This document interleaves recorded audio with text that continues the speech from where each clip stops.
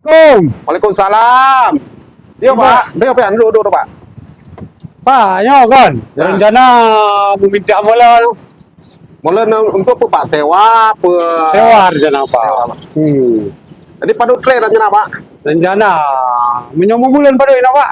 Membulan ya biasa yang kamu berjalan kamu petewa Pak. Punya si bulan ukuran 5 juta. Ya sudah.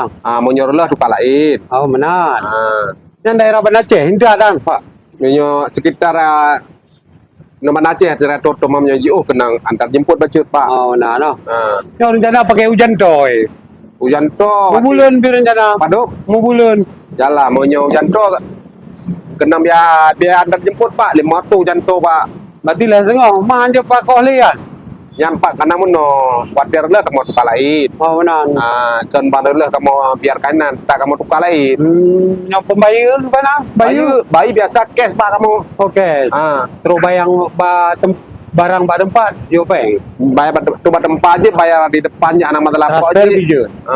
Transfer biji karena muno yang boleh pegang. Barang Pak kamu tetap lagi lah kamu tukar lagi ready barang. Karena contoh barang-barang yang kamu sewa Pak. Iya. Keren aja no Pak.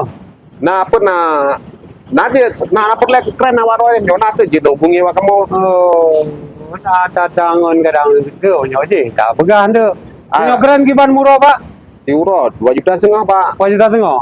Yang enggak terima umpat tempat Pak. Ya munyo daerah Toto lah munyo kalau elom enggak mana leh. Mana? Jadi Itu lah sementara molan mendong luncok Pak. nomor pajanin jangan tingornya tak perle. nyopi kat teput mungkin sing ngomong sampai nang kat teput tak mau bergerak. Jet Pak, jet siap Pak. Berarti terima kasih Pak. Oh, get.